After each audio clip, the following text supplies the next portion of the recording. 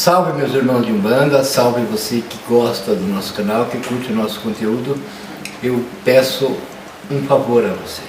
Se você realmente gosta do nosso conteúdo, se inscreva no canal, deixe seu like, deixe um comentário e a gente vai responder todos os comentários.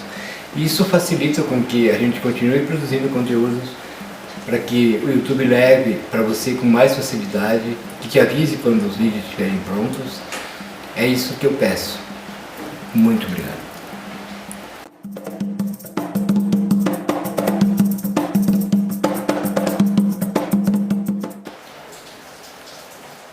Primeiramente, eu gostaria de agradecer ao senhor por se dispor a vir aqui conversar com a gente e dar essa entrevista para o canal. Muito obrigado. Eu pediria para o senhor se apresentar, por favor. Meu nome é Baiano Sete Coco. Baiano Sete Coco. Baiano Sete Coco. O senhor trabalha na regência de um orixá ou mais do que um orixá? Eu trabalho na regência na porta-voz Xangô. De Xangô. Que é para ir no meu cavalo. Algumas entidades que passaram pelo canal e pelas entrevistas não gostam de falar de vidas passadas ou da última. Mas a curiosidade nossa, e quando eu falo nossa, eu incluo no povo que vai assistir o seu vídeo, sempre gosta dessas curiosidades. Você poderia falar algo sobre a sua última ou sobre alguma encarnação que o senhor esteve aqui e que foi importante para o desenvolvimento espiritual que o senhor se encontra hoje? Ah, moço, no meu tempo de vivo, eu era um merrequinho assim, pequenininho, galegozinho pequeno. Tinha recém perdido meu pai e minha mãe e nós tinha, como é que fala? Ficar largado. Porque naquele tempo a chopaninha, nosso dormidor não era nada no papel, né? Então morria passando de geração em geração, né? Se todo mundo morria, a casa ficava para quem pegasse, né? Era assim que nós se virava. Daí ficou eu só no dormidor. Daí eu trabalhava com outro galego lá numa plantação de fumo. Aí eu comecei a me interessar pelo negócio, só que eu não gostava do fumo dele. Eu sempre fiz meus pais, sempre pegava o fumo, eu me pagava com o fumo e pela moedinha de troca, né? Eu ia lá, trocava uma coisa, trocava outra, era assim que eu pegava meu fumo. Aí eu comecei a me interessar pelo fumo, só que o fumo dele era um fumo ruim, moço. Eu não gostava daquele fumo. Daí a minha falecida mãe tinha umas plantações de hortelã na casa dela, assim, umas plantações de hortelã, uns gabinhos, uns negócios assim, umas coisinhas cheirosas, né?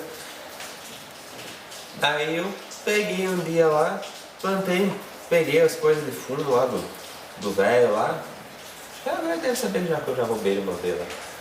Peguei os fumos dele lá, fiz em casa mesmo lá escondidinho.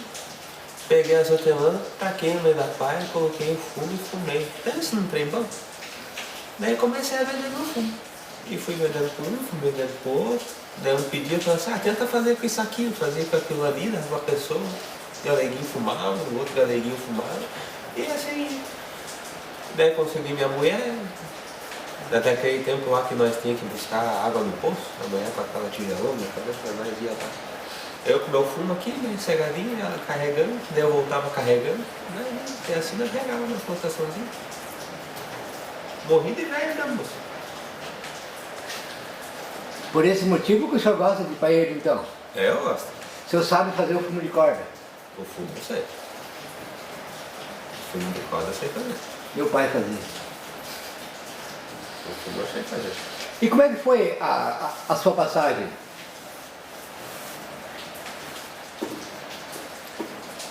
Eu paguei pelas coisas que eu fiz na terra, né, moço? Que teve... Eu sempre vou falar coisa... Eu não gosto de falar coisa triste, eu não sou de ficar falando essas coisas assim que murcha todo mundo, né? Então eu sei que eu cometi meus pecados quando estava lá, roubei, briguei com muita gente que não tinha que brigar, fiz coisa errada. Por isso eu paguei. Tive toda a minha pagação que eu tinha que fazer lá. E tinha que pedir desculpa para um, tinha que falar desculpa para o outro. E eu não tenho problema com essas coisas, se eu errei, eu sei que eu errei, eu vou lá falar, desculpa, errei não. E deixa eu falar. Passou, quer ficar do lado, fica, quer sair, sai. Eu não ligo, eu sei que quem gosta de mim fica perto. Só sei. Então o que eu tinha para pagar, eu paguei. Depois que eu paguei tudo, aí me deram a opção. Falaram assim, ó, você pode ser isso, você pode ser isso. Eu falei, oxe. Eu falei assim, mas se eu for isso, eu não vou ficar perto de manhã para ir. Mas se eu for isso aqui, eu consigo mais coisa. Eu falei, não, ficar perto de manhã para ir. Fiquei perto de manhã para ir e lá fiquei. Quando o senhor fala manhinha e painha, o senhor está se referindo aos seus pais? Aos 4 que eu tenho. Quem são os 4? Meus 2 de vida e meus 2 de morte. Ele é o painha Xangô e manhã Exu. Até não, acho que meu galinho. Não, meu galinho depois aqui, ó.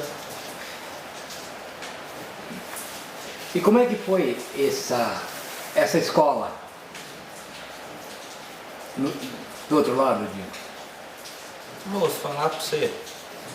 É bem como diz a lei da Oxum, a lei do Xangô, como são bem dizer um casal, não chega a ser um casal, bem dizer, mas são um casal, eles são bem justos, né, moço? Então é tudo na doutrina, você sempre tem que seguir a risca tudo certinho, né? Você tem que trabalhar pelo certo, fazer as coisas pelo certo, ensinar os outros a fazer tudo pelo certinho. Se você der um desvio, a cobrança vem. Não é porque eles vão chegar e vão cobrar você, não é, eles mostram pra você que você está fazendo isso aqui errado. Mas depois essa coisa errada que você fez, pode até acontecer uma coisa boa depois disso que você fez, ou mentir, ou fazer tudo. Mas lá na frente, isso aí vai virar pra você de um jeito, que você não vai nem saber o porquê você está apanhando daquilo. Depois vão falar, lembra daquele dia que você fez aquilo lá? Então agora está voltando aqui. É mais ou menos essa escola que a gente tem. Eu gosto de aprender, eu fico com o meu galeguinho, eu fico com vocês, fico vendo vocês fazerem as coisinhas, eu vou aprendendo cada dia um pouquinho mais, vou aprendendo umas coisinhas novas. Essa é mais ou menos a minha escolinha, que eu tenho, como diz vocês, a minha escolinha. Como o senhor falou, que o senhor gosta de aprender e tudo mais, seja nosso professor hoje e conte pra gente como é a sua linha de atuação como baiano Sete Cocos. Você quer saber em trabalho, em desenvolvimento? Qual que é a sua função junto da gente? Qual a sua linha de trabalho junto da gente? O senhor falou que fica com a gente para aprender. E eu tenho certeza que nesse aprendizado do senhor com a gente, o senhor também acaba nos ensinando. De alguma maneira, o senhor acaba nos ajudando, nos orientando em vários momentos da vida. Como é isso? Como é que o senhor trabalha? Como o senhor escolhe como trabalhar com a gente? No que trabalhar? Nossa, a minha linha de atuação, falando bem sincero para você, é mais numa linha de quebrar mandinga. Eu posso fazer um parênteses no quebrar mandinga? Pode. Conte pra mim o que é a mandinga. A mandinga é como todo mundo chama de demanda, é macumba, que foi feito. É só coisa feita. Mandinga sempre vai ser coisa feita. Não, mandinga também, mandinga que vocês mesmo colocam em vocês. Até uma olhada pode ser uma mandinga. Até uma olhada. Entendi. Tô no meu melhor chapéu, na minha melhor roupa. Alguém passou e falou, nossa, aquela roupa é uma roupa que eu quero ter e minha roupa vai ser a melhor cadeira. Já é uma mandinga, porque a pessoa coloca um olho grande em cima da tua roupa. Entendi. Pode continuar. Então eu trabalho muito nessa linha, moça. E essa parte de quebrar mandinga é uma coisa que eu fui ensinado e é uma das partes que eles me disseram que eu podia trabalhar. Que eu podia ou trabalhar na linha da cura, fazendo cura, tudo, essas coisas erradas, ou eu podia trabalhar quebrando mandinga. Só que para eu trabalhar com cura, eu teria que mudar muita coisa do jeito que eu sou. Queria vir brincando, vir tirando sarro, trabalhar em outra banda, essas coisas eu nem ia poder fazer. Para esses dançadores que eu gosto de fazer, eu ia ter que me maneirar. E eu gosto de dançar, eu vivia dançando, quando tinha as rodinhas lá com o povo lá, eu tava dançando, tava no meio. Lá eu tava, colocava a melhor roupinha, o melhor chapéu que eu tinha, eu ia. E se eu tivesse que trabalhar com a cura, eu poderia vir dançando, mas eu não poderia fazer que nem eu faço, de ficar tempo dançando. Isso eu não podia fazer. Então a minha mandinga que eu trabalho, eu tiro meu chapéu e na minha dança. É lá onde eu trabalho. Eu puxo na guia, quebro no pé e levo com o chapéu. Coloco dentro do chapéu e vou embora. É assim que eu trabalho. Então, enquanto todo mundo acha que o senhor está brincando, se divertindo, Eu tô o trabalhando. senhor está trabalhando. Que é meu jeito discreto de trabalhar. Porque todo mundo quer ver, risca ponto, e queima, e faz isso, e faz aquilo. Eu não. Eu chamo a pessoa para dançar mais eu puxo os baianos para dançar mais eu. E aí no meio da dança, enquanto eu tô dançando, eu tô conversando com os baianos. Assim, ó, eu tô quebrando isso aqui, me ajuda aqui. Pisa ali que eu piso aqui.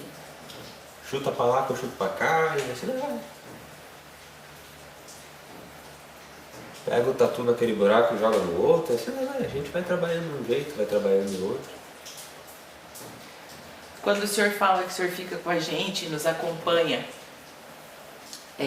o senhor passa muito tempo junto com a gente? Ou o senhor tem uma determinação de um tempo com as suas outras funções, as suas outras coisas? Ou o senhor decide, ou o seu trabalho é esse? Estar aqui sempre junto com a gente e tem... Essa é a sua missão, estar junto da gente, aprendendo e ensinando. Ou não, o senhor escolheu, mas o senhor tem uma regra e o senhor tem em algum momento que voltar para algum lugar? Como que isso funciona? Sim, moça. Eu escolhi ficar mais próximo dos 6. Quando eu escolhi ser baiano e eu quis trabalhar com essa linha que eu trabalho hoje.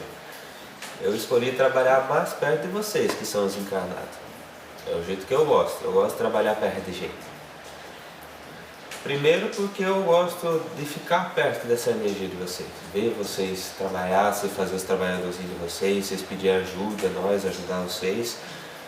E primeiro, moça, que é o ponto que eu falo que eu não gosto de citar muito, porque eu não sou um baiano de ficar falando coisa triste, mas quando meu pai e minha mãinha foram, eu nunca estava perto deles. Quando eles foram, nem onde eles estavam eu estava.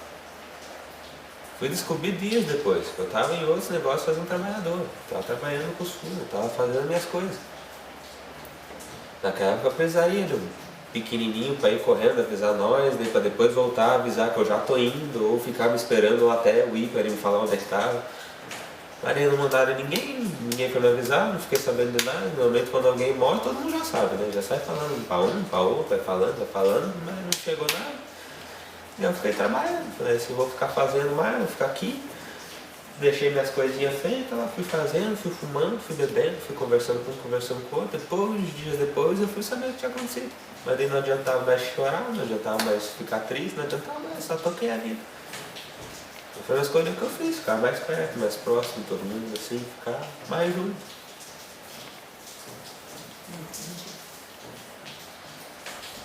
O senhor poderia explicar pra gente o significado do seu nome? O que esse 7 quer dizer? O que, moço? Eu não posso explicar. Mas tem a ver muito com o meu tempo de vivo. Porque eu era um baiano que, meu Deus do céu. Ou como diz a Nica, meu padinho padecício. Adorava subir no coqueiro. Eu roubava os cocos dos dormidores de todo mundo. Tem um coqueiro que pediu coco, eu tava subindo lá pra fazer minha batidinha. Eu pegava a caninha lá, jogava no meio do coco, exprimia. Sentava na portinha da minha casinha, colocava um copinho no meio das pernas, o pai ia aqui do lado e ficava horas sentado lá, ficava olhando o vento passar assim só. O senhor trabalha nas duas bandas, correto? Isso. E como que é a relação sua com os Exus em trabalhos? O senhor pode falar um pouco pra gente? Por mim é bem tranquilo. A minha relação com os Exu é a mesma coisa das entidades de direito. Eu vou quando eles me chamam e eles vêm quando eles precisam de mim. Se eu tenho alguma coisa que eu estou carregando e eu preciso terminar de quebrar lá na banda deles, eu vou fazer que nem eu fazia lá. Eu vou lá na porta, vou chamar por quem eu quero chamar, falo assim, ó, tem isso aqui, metade eu já fiz, o resto fica pra você. E aí toca pra frente. Mesma coisa eles vêm na minha porta, onde eu tô, onde eu trabalho, me chamam e falam assim, ó, fiz isso aqui, agora eu preciso que você quebre isso aqui. Falo, deixa pra mim que eu quero. Mas trabalhando assim, o senhor tem acesso do lado deles? Sim. É... Porque nós, da linha dos baianos, nós conseguimos trabalhar nas duas linhas. Consegue trabalhar tanto na direita quanto na esquerda. Só que a nossa energia na esquerda, tem muita gente que confunde o baiano quando vem na linha de esquerda como o Zé Pelinto. Que é o que muita gente faz comigo ainda hoje. Tá bom que eu gosto um pouquinho. Né? É bom. Mas muita gente confunde, às vezes é um baiano mesmo que está trabalhando, mas por conta da energia do trabalho que nós estamos fazendo, a gente se comporta de um jeito mais diferente, porque quando a gente vem na linha aqui em banda, a gente tem que ter o molejo que Zé tem, a gente tem que ter a malandragem, a gente tem que ter o jogo. Você tem que saber conversar, dependendo com as coisas que você está mexendo, que nem nós mexemos com o obsessor também. O obsessor não quer sair da pessoa e fala assim, mas pô, vem pra cá. Dá pra lá, dá pra você jogar um baraí mais nós, dá pra fumar um paella, tomar uma cervejinha. Vai estar em casa, meu compadre. Chega bem nós. Seria correto eu dizer então que o senhor, como baiano, seria um intermediário da conversa entre um orixá e um exu? Isso, como se fosse um patavás. Então, nesse meio do caminho eu posso colocar, sei que o senhor só responde pelo senhor, mas eu posso colocar a banda dos baianos, dos marinheiros, dos ciganos, todos esses como se fossem intermediários entre essas conversas. Sim? Exatamente.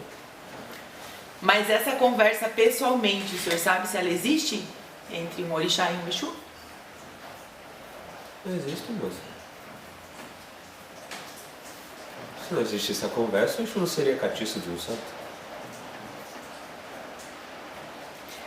Se o senhor me permitir, eu quero voltar um pouquinho no que o senhor estava falando antes. Todo mundo sempre fala a respeito como se fosse um hospital, uma casa de cura quando é feita a passagem. Quando a gente faz a passagem, a gente vai para um local de cura. Lógico que, dadas todas as exceções que a gente já ouviu falar, mas passa por essa casa de cura. O senhor pode contar pra gente como seria isso, essa casa de cura? Moça, a casa de cura nada mais é do que como vocês chamam os homens de branco. É um povo que vai acolher você, vai curar você das suas feridas, vai explicar para você o que aconteceu, como que você fez a passagem. Porque tem muita gente, vamos supor, a pessoa morre com os negócios do coração. A pessoa nem sabe o que ela morreu quando ela faz a passagem. Ela acha que ela está dormindo, está sonhando. Quando ela chega lá do outro lado, vem os homens, vem um monte de gente acolher ela, vem pra cá, vem pra cá, vem pra cá, e você vem aqui, você vai lá. Eu não conheço vocês. Minha passagem foi assim. Eu dormi no outro dia, não estava na cama. E morri com 45. Fiz a passagem, tinha um puxando um canto, um puxando o outro, um moço de preto me puxando pra cá. Eu falei assim, mas gente, eu não estava dormindo? Daí veio o moço, sentou do meu lado, falou assim, ó, você fez a passagem, você veio a falecer, você morreu enquanto você dormia, então agora nós vamos curar você desse trauma, tal, doutrinar você, falar para você o que é certo e o que é errado. E assim nós vamos trabalhando. É mais ou menos isso, a cura que todo mundo fala. Fisicamente, se o senhor pudesse dizer pra gente como é esse lugar, o senhor consegue dizer? Eu não consigo dizer, moça, porque do pouco que eu sei, do que eu acompanho, moço que trabalha mais eu, para cada um é diferente. Entendi. Depende muito da pessoa. Não vou falar que a pessoa que fez as coisas erradas, passou por isso, não vai passar por essa casa também. Não, a pessoa que matou, fez as coisas erradas, primeiro vai lá pro Exu. Depois se livrar de lá, ela vai pra casa de cura, daí ela vai alcançando a luzinha dela. Tipo, uma pessoa que não fez cagada na vida, não fez essas coisas erradas, vai lá, recebe toda a cura que precisa receber, ensina ela o que ela tem que fazer, o que ela tem que fazer. Pensando nessa linha ainda, seria correto eu dizer hoje que no mundo em que a gente vive, na maneira como a gente se comporta atualmente, todos nós acabaríamos passando, dar um oi para Exu quando fizéssemos a passagem. Porque atualmente é difícil a gente ouvir falar de alguém que nunca fumou, nunca bebeu, nunca cometeu algum ato que não fosse correto perante a lei que a gente ouve falar muito dos orixás e dos Exus. Então, existe uma diferenciação de tempos, por exemplo, na execução da lei. Antigamente, os pecados eram diferentes dos nossos pecados de hoje. A facilidade de acesso a algumas coisas era muito menor, né? A gente não tinha, por exemplo, a infinidade de drogas que existem hoje. E isso falando de drogas ilícitas, né? Que são as drogas que não se vendem na farmácia, e aquelas que a gente compra na farmácia, né? Que também são usadas hoje para o fim errado. Existe uma diferença de tempos na execução da lei? Então, assim, eu vou ser julgado de acordo com a lei, mas essa lei, ela tem uma diferença de tempo, essa facilidade, essa modernidade, essa lei vai ser mais amena para mim, por exemplo, ou não? A lei é a mesma desde que ela foi feita lá muito tempo atrás até hoje. Que nem a moça. Vou falar do meu ponto de vista e do jeito que nós trabalhamos assim. Pra mim, a pessoa que bebe, que fuma, que também está se matando, está cometendo o ato de se matar, é um ato bem forte, moço. Uma coisa bem ruim pra gente. Porque a pessoa vai ter essas coisas para pagar lá pra lá. E tem pessoa que quando está bebendo, está fumando, está puxando essas coisas ruins junto, que estão bebendo e fumando junto. Então tem muitas vezes que essa pessoa que está fazendo as coisas erradas, quando ela fizer a passagem, se tiver umas coisas ruins dessa, nem a casa de cura sabe que ela morreu. Porque esse morro já puxa ela pra lá. Lembra que eu falei pra vocês? Na hora que eu morri tinha uns monstros de branco e tinha uns monstros de preto?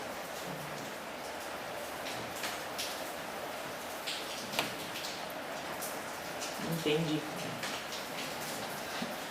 Então todo tipo de coisa que for acontecendo vai ter consequência. E nem esses aí que bebe, fuma, faz tudo as coisinhas, eles vão fazer a passagem. Mas se eles estiverem acompanhados, é bem provável uma coisa dessa puxar e levar. Que daí volta lá pra trabalhar, né?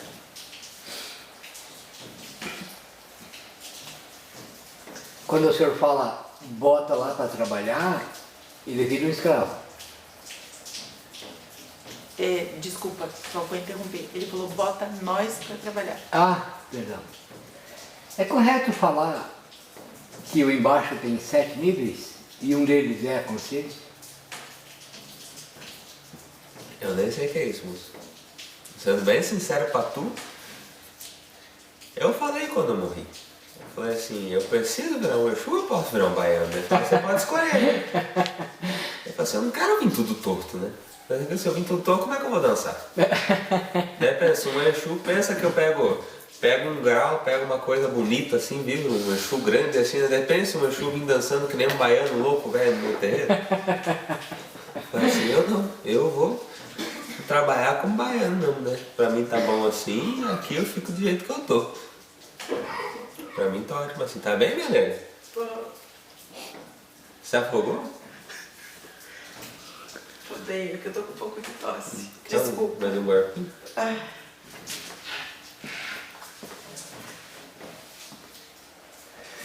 Mas é verdade, pensa se eu venho que... Mas quando o senhor falou no Exu dançando, acho que ela... né?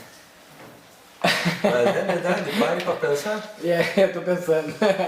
Não Pior falando- que a gente cria a cena, né? Não falando mal do moço, que eu trabalho junto com ele também. Mas pensa eu vindo que nem um cruzo. Todo empoderadinho, todo bonitinho, do nada na hora de fazer a curimba eu tô lá dançando que nem um louco meio que ele. Não dá, né? Mas eu tinha as escolhas. Mas daí eu preferi ir mais pra lembrar, procurando manhinha, procurando painha. Fui ficando mais pra banda direita. Pra mim tava bom daquele canto ali. Tava, como diz você, estava gostoso.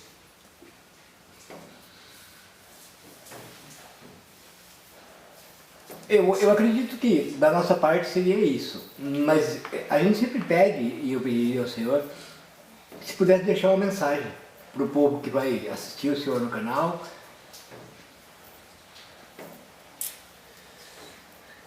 Eu trabalho muito na linha do voo, né? Aí meu painho, eu trabalho com ele, não tem como, desde quando ele começou a trabalhar no moço, trabalha com ele, né?